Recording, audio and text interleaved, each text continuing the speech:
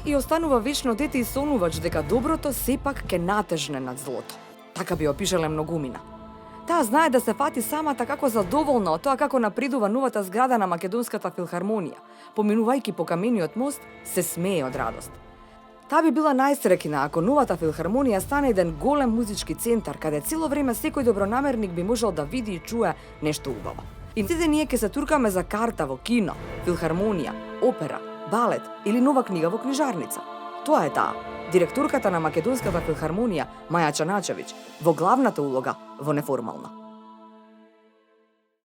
Маја, имате ли време за себе и што по цел работен ден или не знам цела работна недела? Што со времето за себе? Време за себе веројатно е нешто што секој човек или ќе си го најде или нема да си го најде. Време никогаш доволно и нема генерално, ама сепак треба да се обидеме да најдеме малку време кое што ќе го посветиме само на себе, кое што е индивидуално, бидејќи можеби ние уметниците сме специфични, ама мораме малку време да поминеме сами со себе, да поминеме заедно со дружејќи се повторно со музика, со книга, со нешто што не исполнува или што не ги полни батериите, затоа што да бидеш креативен, значи не можеш нон-стоп да си оптеретен со одредени работи, проблеми, да решаваш нешта кои што ти го тргнуваат вниманието и ти ја одземаат енергијата. И поради тоа јас се обидувам колку што можам да избегам од се и да најдам време само исклучиво за себе. Не е лесно тоа, ама во текот на еден ден можеби ќе се најдат еден час или малку помалку или малку повеќе. Што тогаш? Па зависи, значи зависи од расположението, зависи од годишното време, од тоа како ми одел денот, колку сум изморена и така натаму. Многу сакам природа, порано повеќе, сега помалку за жал, но ќе се обидам тоа некако да го вратам во рутина. Излегував во природа и барем ја користев придобивката водно, ако ништо повеќе. Тоа на некој начин навистина многу ми помага така да се осамам и да бидам сама со себе и со прекрасната природа. Ги сакам сите годишни времиња, најмалку зимата, ама и тоа си има своја убавина. Убавината на скијањето е незаменлива, нели? Се обидувам во слободно време да, значи, колку што можам, колку што ми дозволува времето, малку да читам. Читањето и книгите се моја огромна љубов. И секако да поминам време со најблиските, значи пред се со сопругот кој што е дома, ама многу малку ме гледа, со родителите, со луѓето кои што ги сакам, кои што ми се блиски, пријателите и така натаму. Тоа го сметам како неизоставен дел од животот на секој човек и не една изветвена фраза кога ќе кажам дека навистина ми е жал што немам малку повеќе време да им посветам на блиските луѓе, затоа што тие кои што секогаш страдаат кога се работи за нечија кариера, нели? Во детството и во еден друг период кога сме со родителите се на некој начин жртви за своите деца, а потоа во подоцнежен период кога сите имаме своји сопствени семејства, тука веројатно е тоа сопруг или сопруга, нели? Оној со кој што се живее дома. Колкава е поддршката од сопругот? Колку треба тој да знае што е она како врска на некој кој што има функција, баш ка што е уметник, баш ка што е некој кој што нели во некој миг нема да рече ќе одам на патека заедно со тебе да истрчам некој круг и туку ќе морам да посветам внимание на обоа, на англиски рок. Морам да кажам дека поддршката од сопругот е навистина огромна. Иако тоа не го кажувам само декларативно, нели само да се каже дека благодарам многу, како на Оскари. Благодарам многу на сите, на мајка ми, на татко ми, на сопругот, на пријателите. Навистина не е лесно да се живее дома со уметник или пак со човек кој што нема работно време.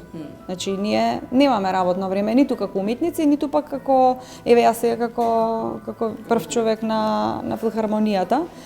Бара многу разбирање. Значи да се разбере суштината на она што се прави, а не само разбирање, добро те разбирам дека имаш работа. Поддршката за мене се состои во сите оние нешта каде што можеби е потребна подкрепа, можеби е потребно да се размени некој збор околу професијата, околу тоа што сакам да направам. За среќа или несреќа, не знам, мојот сопруг се занимава со слична работа како и јас. И често разговараме за тоа што е интересно што се случува, што е ново во уметноста, бидејќи двајцата сме љубители на уметноста.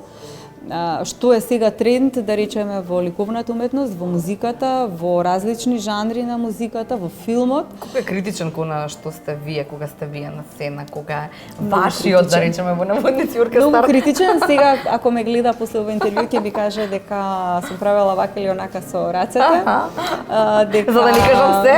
Да, значи како гестикулирам, како зборувам, да внимавам многу на тоа како го потребувам македонскиот јазик, значи на нагласувањето на зборовите и така натаму, што е добро, одлично, бидејќи мене тоа на пример многу ми значи, значи нашата комуникација во таа насока и поддршката во она што ние го правиме, навистина е многу значајна.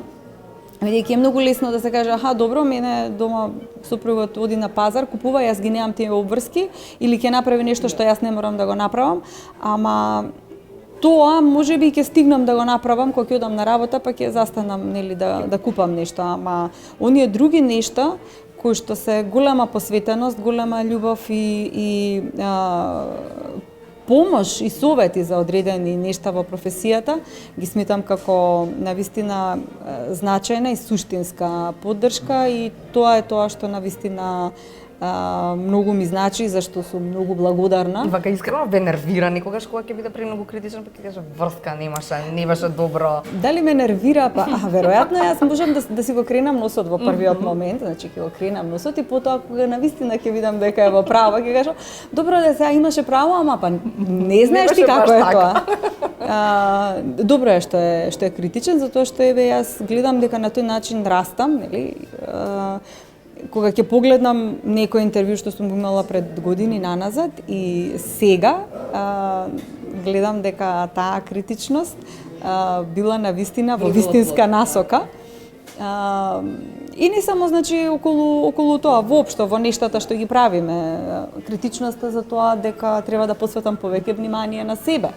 Значи тој не вели ти треба да бидеш повеќе дома за да правиш повеќе ручек или да средуваш дома, туку треба повеќе да посветиш внимание на себе, на сопственото здравје, повеќе да престојуваш да ги правиш работите што сакаш, нели спорт, музика и така натаму.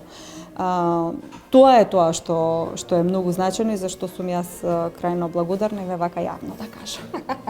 А кажете ми кога сме кај тоа ручек, кој прави ручек? Се делат обврските, се вадат ливчанца, кому му пишува денес ручек или се оди во ресторан на ручек и тоа е најдобрата опција? Ние пред известен број години малку сменивме начин на исхрана и сега е нели модерно, ама не поради мода, туку поради нашето убедување дека тоа е вистинскиот пат на квалитетен живот. Одлучивме дека малку ќе смениме исхрана и ќе се храниме поздраво, што бара од една страна малку повеќе време за подготовка и за создавање на навики за таков начин на исхрана, ама од друга страна па некогаш и тоа може да биде многу брзо. И од тој аспект, значи, нема премногу големо трошење време на готвење, затоа што тоа се оброци кои што... Например, што јадете? Например, салата секој ден. Значи на салата секој ден. Тоа е вака скромно да кажам, ручекот од прилика така изгледа. Да се шегувам веројатно различна салата. Со нешто.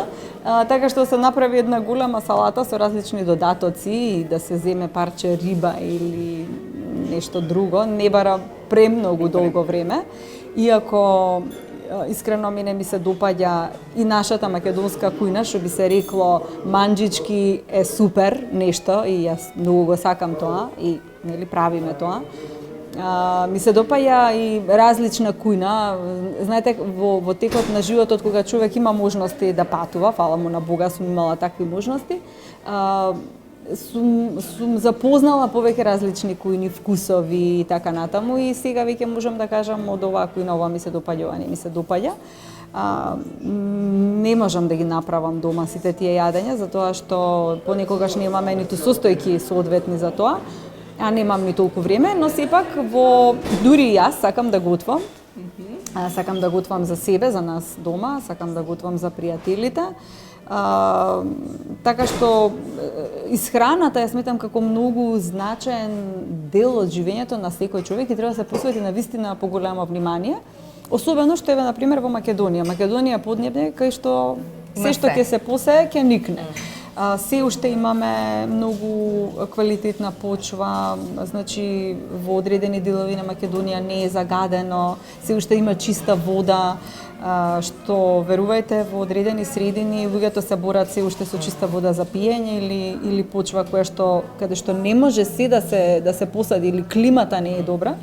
И мислам дека ние како земја можеби тоа треба да го земеме како предност и да го искористиме повеќе.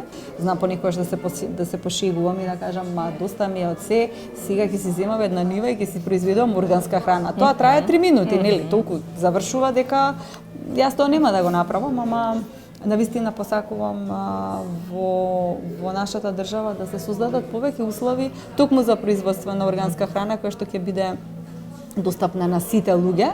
Зашто ви викаат дека изгледа кога ќе пушате вака да зборувате како некој секташка. Добро, тоа јас главен предводник сум. Дека мора вака, дека треба за здрава средина да се бориме некако, за... тоа постојано го нагласувам и некогаш се фаќам себе си и викам, добра е доста сега, не можеш да ги коригираш луѓето, секој си има нели начин на живот и на размислување. Сега не можам некогаш на блиските им кажувам, немој да јадеш благо, не е здраво, тоа толку многу шеќер внесување или немој ова, немој тоа и после викам, добра е доста сега. Еднаш се кажува, доволно е толку и јас јадам благо, нема да сам верувам дека и дел од луѓето кои што се дел од оркестарот се ваши пријатели.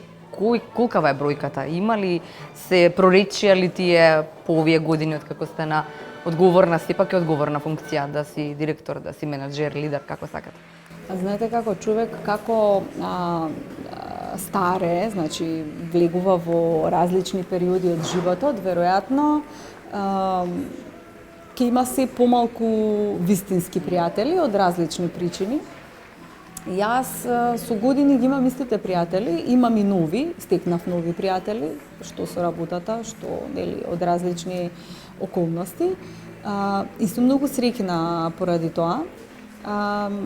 Не сметам дека всушност не може да се има премногу широк круг на вистински пријатели, на пријатели со кои што ќе се видам еднаш годишно. Тоа е во ред и убаво е, меѓутоа, оние со кои што си во секојдневието не може да се премногу.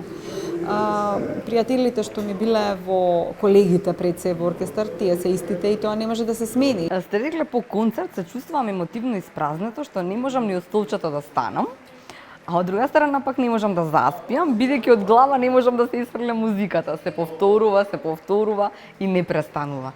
И вака нон-стоп, и вака по секој концерт, и вака по се. Тоа е точно, не на секој концерт како правило, ама многу често се случувало. Особено кога имаме малку потешка програма за свирење, која што и физички истоштува, емотивно скроз не испразнува. Навистина е после концерт, буквално кога ќе почне да си оди публиката, ќе останеш малку, ќе си поседиш, ќе си го собереш инструментот и потоа редовно се оди некаде на пијалок, нели, со колегите, да се елаборира кој што како свирел, шо правел во симфонијата или на концертот и малку да се опуштиме после концерт, бидејќи многу тешко, дури и дома да си одам после концерт, многу тешко може веднаш да се врати организмот и физички, но и психички, емотивно да се врати во нормална една состојба, затоа што кога човек твори и кога се занимава нели со некаква креативна работа, тоа е посебна состојба на духот. Ми се случило многу често после концерт, значи ќе отидам, ќе излезам, ќе се вратам дома доцна и ќе се обидам да заспиам и не можам да заспиам затоа што дали е тоа моето соло или е тоа некое друго соло или воопшто музиката од таа композиција ми се врти во глава и се врти непрестанно. И добро викаш, добра, доста се заврши концертот, малце да поспиам, да одморам. Ама треба време за тоа, значи да се одвоиме. Јас многу би сакала следната сезона, ама нема да дојде, ама јас сакам да дојде на пример Марис Јансонс, кој што е еден толку прекрасен диригент, фантастичен диригент. Да дојде Даниел Хардинг, исто така прекрасен диригент. Да дојде Ан-Софи Мутер, најпознатата виолинистка, или Гил Шахам, или Марта Аргерич. Значи, тоа се имења за кои што јас искрено посакувам да ги имаме на нашата сцена, но како што тргнавме, нели, полека, и оние кои што веќе беа, кога не бев директор, посакував да дојдат, па така малку по малку се направи услови и се оствари. Една позната фигура во музичкиот свет, кој што живее и работи во Вашингтон, на една средба кажа, значи бевме собрани повеќе менаџери, нешто дискутиравме околу одредени проблематики во нашиот бизнис, што би рекле американците, ама не, музиката не го сметам за бизнис. Тој вели, знаете како, зборувавме за тоа дека некогаш имаме преголеми желби и соништа. И тој вели, знаете како, ако немате големи желби и соништа, нема да имате ни големи проекти, затоа сонувајте и имајте желби. Просто, што поголеми желби, толку тие ќе имате можност да ги остварите. Така и моите желби ќе бидат се поголеми и поголеми, се надевам дека ќе ги остварим. Да. Вечно дете и сонуваш дека доброто сепак ќе натежне малку повеќе на вагата. Били така треба да се опишете себе самата? Веројатно да, затоа што она што е најубавото во нас е токму она детското, она исконско што го носиме во себе. Кога ќе направиме некоја постапка што само дете би ја направило, која што е без никаква позадина, многу искрена, значи децата многу ретко калкулираат кога нешто ќе направат или кога ќе побараат. Тоа го прават поради потреба, поради тоа што сакаат да осознаат нешто, можеби, но сето тоа го сметам дека е многу искрено. И токму затоа сакам секогаш да си го задржам детето во себе. Тоа понекогаш е многу тешко со оглед на тоа дека нели ние сите созреваме, растеме, живееме во некакво обкружување кое што не е секогаш убаво, не е далеку од идеално. Меѓутоа јас навистина си го негувам тоа во себе и се обидувам барем малку да биде тоа дете постојано живо и среќно и весело. Тоа дека сакам да направам и за себе и за останатите доброто да натежне повеќе од злото, се надевам дека успевам во тоа. Значи, работам на тоа и посакувам да е тоа така. Веројатно не е секогаш успешно, ама кога човек посветено ќе работи на тоа, веројатно тоа и ќе се остварува. И за крај, велите, посакувам Македонија да стане земја каде што луѓето наместо бесни автомобили ќе возат велосипеди, нема да дремат и да се истоштуваат со турски серии, нема да ги гледаат сите вести почнувајќи од 17 часот па додека не заспијат. Наместо тоа да се туркаат да влезат на концерт наместо да се туркаат да влезат на концерт на Аца Лукас, ќе се туркаат да купат билет за во кино или за опера, концерт на филхармонија или во книжарница да си купат книга. Како убаво ова звучи. Аца Лукас ќе ме тужи дефинитивно. Во секој интервју го гледам јас. Не, тоа случајно ми дојде дека ејте така просто како фигура ми дојде, немам ништо против човекот лошо, ниту против неговата музика, нели за вкусови не дискутираме, просто миналета еве ќе кажам и други одредени фигури, па да не излезе дека нешто тенденциозно.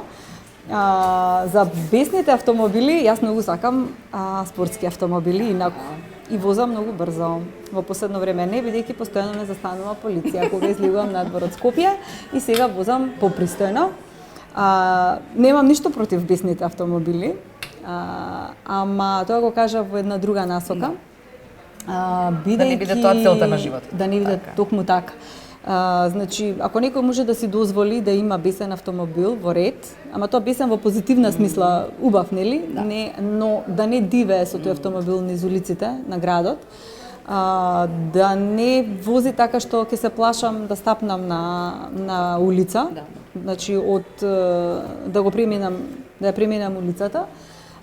И наместо сите тие автомобили да имаме што повеќе велосипеди, да одиме пешки низ град, да користиме можеби јавен превоз, значи со цел да се живее поквалитетно, да се намали загадувањето, значи животот да ни е поквалитетен.